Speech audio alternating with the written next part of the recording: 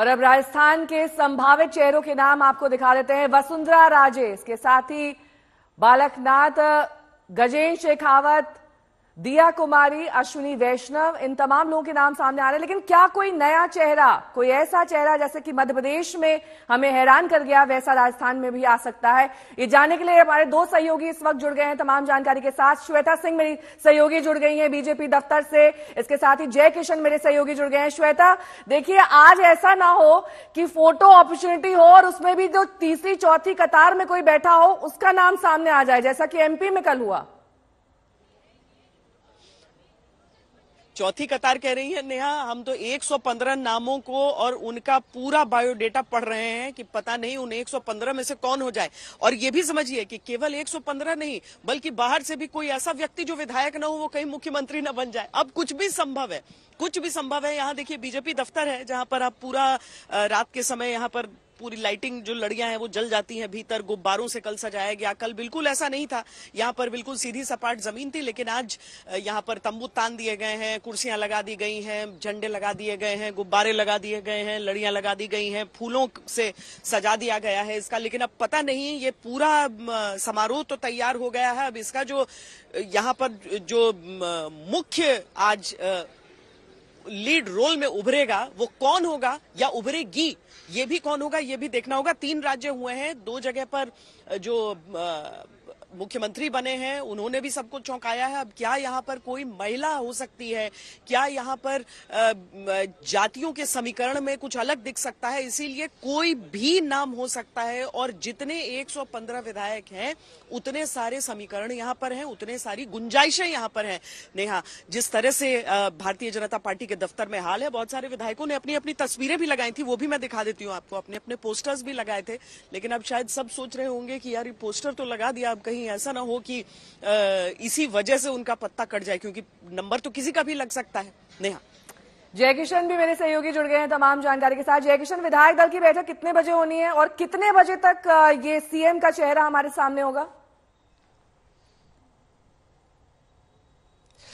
देखिए नया, राजस्थान टूरिज्म की एक टैगलाइन थी जिसका जिक्र इन दिनों बार बार हो रहा है कि जाने क्या दिख जाए।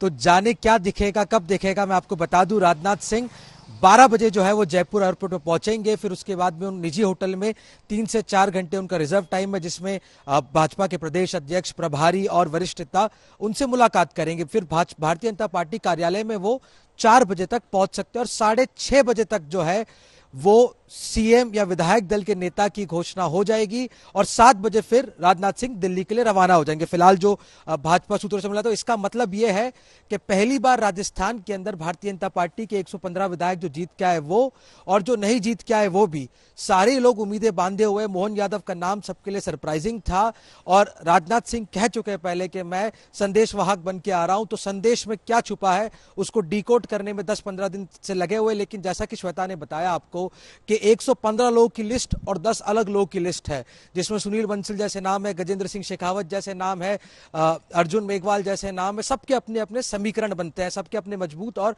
कमजोर पक्ष है। लेकिन अब क्योंकि कयास ये लगाए जा रहे हैं कि एक तरफ आदिवासी और एक तरफ ओबीसी, तो हो सकता है महिला और दलित के कॉम्बिनेशन के साथ राजस्थान ने, देखिए भैरव सिंह शेखावत ने पहली बार एक महिला मुख्यमंत्री दी थी, वसुंधरा राजे, उमा भारती के बाद में, और फुल फ्लेज मेजोरिटी के साथ वसुंधरा राजे ने सरकार बनाई थी।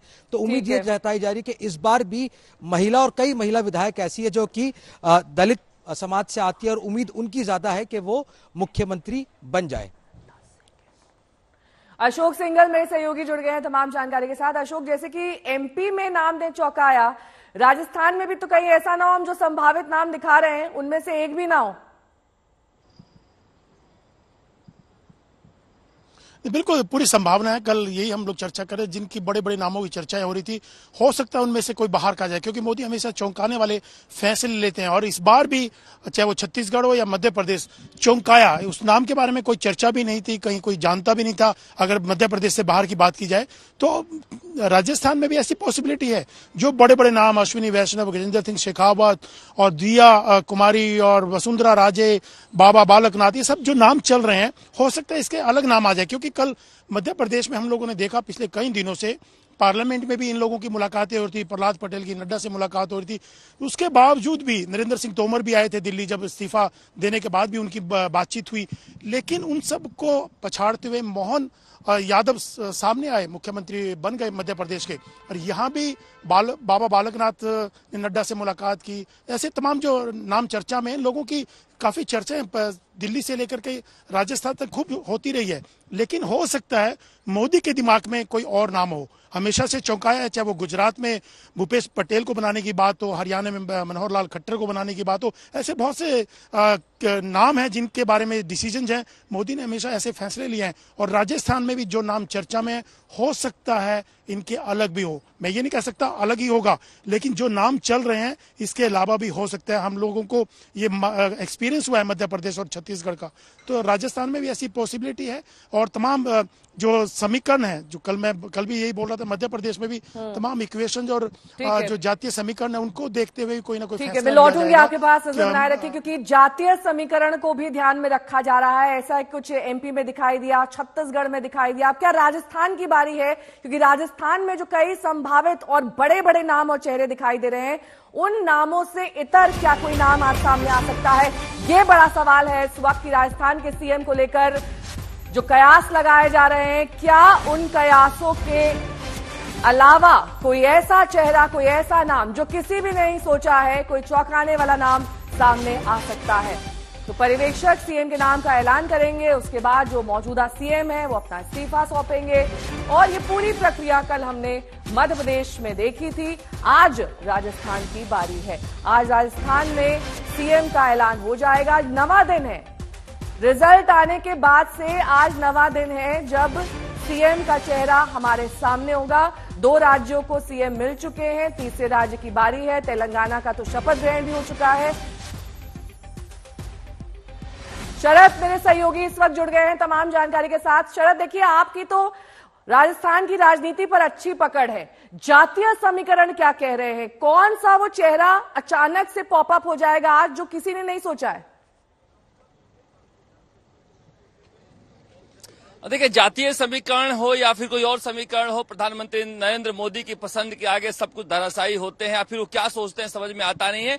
लोग सोच रहे हैं कि यहाँ कोई सवर्ण या फिर दलित जाति का हो सकता है। सवर्णों में 4 राजघराने के हैं, दिया कुमारी जयपुर राजघराना, सिद्धि कुमारी बीकानेर राजघराना, या फिर महिला देखें तो कोटा की महारानी है, वसुंधरा राजे धौलपुर की महारानी है। इसके अलावा दलितों को लेकर भी लोग कहा जा रहा है कि दलित अभी चेहरा बाकी है। दलित मनीता बघेल का नाम आ रहा है। बहुत सारे यहाँ लोग हैं, उनसे भी बातचीत करते हैं कि वो क्या चाहते हैं। क्या चाहते हैं आप? सर, हम चाहते हैं सीएम तो मोदी जी बने। मोदी जी बने? हाँ। सब लोग मोदी जी वाले हैं? बिल्कुल। जी बिल्कुल। तो देखिए, बीजेपी दफ्तर के बाहर ये आपको दिखाना चाह रहे थे, इस तरह से नजारा है, यहाँ पर सज गया है और सभी धीरे धीरे जो लोग आने शुरू हो गए हैं। जो आप लोग कुछ अनुमान है कौन बनेगा सीएम? देखो, मोदी जी के नाम पर चुनाव हुआ है हमारे, तो मोदी जी जिसको भेजेंगे वो मोदी जी जो भेजेंगे, जो निश्चित है। आप देख लीजिए, यहाँ पर ये स्थिति है कि किसी को कोई अनुमान की जरूरत नहीं है। सब कह रहे हैं जो मोदी जी कहेंगे वही सीएम बनेगा। लेकिन लोग अपने अपने तरीके से अनुमान लगा रहे हैं कि क्या पता 3-4 बार का जीता हुआ कोई विधायक हमीर सिंह जैसा, नीता बघेल जैसा भी आज सीएम का नाम आ जाए तो चौंकने वाला नहीं। अब तो क्या है कि सभी 115 नाम को लेकर लोग बैठे हुए हैं कि इनमें से कोई भी हो सकता है, और इन्हीं नामों पर सब लोग टिक लगाकर देख रहे हैं कि क्या ये भी हो सकते हैं, क्या ये भी हो सकते हैं। ठीक है, 115 नामों पर अब रिसर्च की जा रही है। श्वेता मेरी सहयोगी जुड़ी हुई है तमाम जानकारी के साथ। श्वेता, जब कल हमने भोपाल का बीजेपी दफ्तर देखा था, वहां पर शिवराज यही नाम ज्यादातर लोग ले रहे थे। क्या जयपुर में जो बीजेपी का दफ्तर है वहां पर भी किसी का नाम प्रमुख तौर पर लिया जा रहा है? देखिए, कल जब रात में हम यहाँ पर थे, जब ये सारी तैयारियां की जा रही थी, उस समय वसुंधरा राजे का नाम लिया जा रहा था। कई लोग थे जो कह रहे थे वसुंधरा राजे ही सीएम बनेंगी और ये तय है। लेकिन जब हमने उनसे पूछा कि मान लीजिए नहीं बनती हैं तब क्या करेंगे, तो उन्होंने कहा तब तो जो मोदी जी कह देंगे वो स्वीकार हो जाएगा। तो सीधी सी बात है कि भले ही समर्थन रहे, क्योंकि वसुंधरा राजे लंबे समय तक यहाँ पर राजनीति करती रही हैं, वही एक मुख्यमंत्री हैं जिसे यहाँ पर कार्यकर्ताओं ने देखा है, उनके बाकी विधायकों ने देखा है, और लिहाजा उनसे मेल मुलाकातों का दौर भी इसीलिए चल रहा है, उनका समर्थन भी इसीलिए हो रहा है।